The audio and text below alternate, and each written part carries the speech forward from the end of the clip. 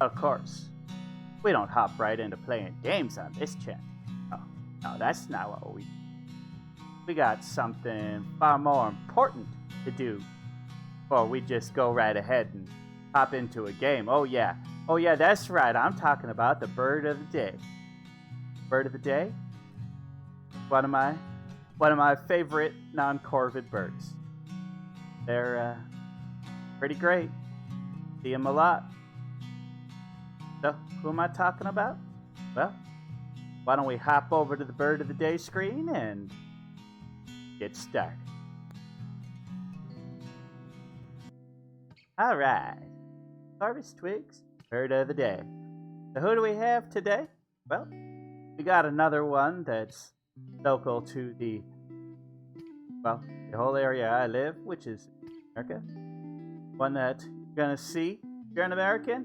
I bet you've seen this bird. Oh yeah, I bet you've seen this bird. So who is it? The American Goldfinch! Yeah! Oh, look at them. They're just such cute, pretty little birds. I mean, just look at the bright yellow feathers with the nice black contrasting. Little flecks of white in there. Oh, they're so pretty. They're very good, pretty birds, and I really like them a lot. Now, once again, in this presentation, every photograph that you've seen is by my good friend Tony Pagel, and if you like his photography, got the URL for his Instagram down there. Why don't you go give him a follow? I'm trying to convince him to publish a book of all of his bird photographs because, well, I mean, he's really got a great talent and eye for it. I mean, that's a beautiful photograph. Good composition, very nicely in frame. Tony's great.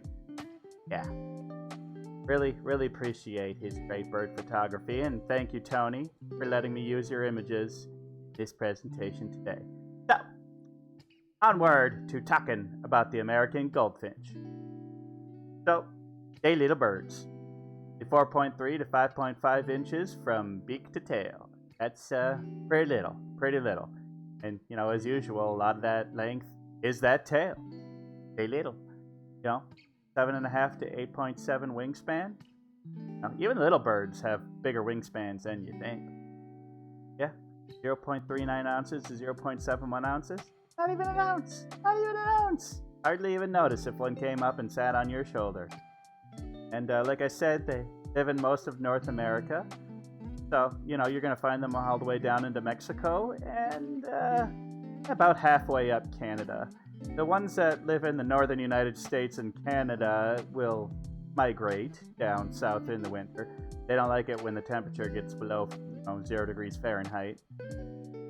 And longest lived goldfinch was about 10 years old, but like all little birds, it's actually pretty rare for them to reach a full length lifespan just because they are a prey species. A lot of bigger birds and other animals like to eat them. So, of course, they're passeriforms because, all those little perching birds are. And Fringillidae, I'm not sure. That whole family is finches. And there is a lot of finches. Oh yeah, the American Goldfinch is only the first of many finches that we're going to cover here. They're great little birds. I like them a lot. Hopefully you like them a lot too. So, goldfinches are mostly monogamous.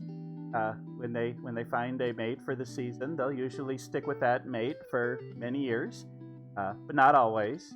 But it's pretty typical. Usually a female will find a new breeding partner if something happens. But what's really interesting is, they're mated up. They make calls to each other while they're flying.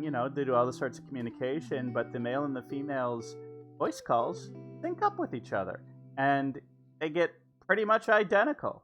Now, it's hard for the non-trained person to notice the difference, but those ornithologists, they'd make recordings and found most neat. They found, they're identical. Pretty cool. So, goldfinch is a beloved bird, so much so that New Jersey, Iowa, and Washington all made them the state bird. Hi, Bambi! Good to see ya. So, As typical with a lot of bird species, the males are much more bright and vibrantly colored than the females, and they use those bright colored feathers to attract a mate. You know? Pretty typical of birds. Do those, look at my bright feathers, baby, kind of look. Yeah, it's cool. They nest a lot later in the year than most birds do. Like, most birds are going to do their nesting in like April and May. Goldfinches usually wait till late June and July to do their nesting. Scientists aren't really sure why, but that's just a choice they make. And, you know, most birds gonna eat fish, gonna eat insects, as among other things.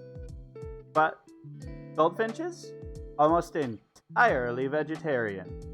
Now, they have been known to eat, you know, a bug here or there, but they don't like to. Usually it's only in situations of desperation. They are seed eaters and stuff like that. They have an almost entirely vegetarian diet, and if they can choose it, yeah, that's what they do. Too many states running out of birds? No. There's only 50 states, and there's like 50,000 birds. I feel like, you know what, let's give the state bird to Iowa. I mean, Washington and New Jersey, I mean, come on, Washington, you can have a seahawk or an osprey. And New Jersey, I guess you can have the seagull because they're trash birds, and New Jersey, well, that's so much for me having any New Jersey fans. Okay, alright. So, what are my thoughts? Oh, I love the goldfinch. You know, as far as not corvids go, it's hard to get a whole lot better than the goldfinch. You know, they're just cute little guys. I like them a lot. Good songs, pretty to look at. They don't harm nobody. Good, nice, kind, pretty birds. I love them, and I hope that you do too. That's all I gotta say about the American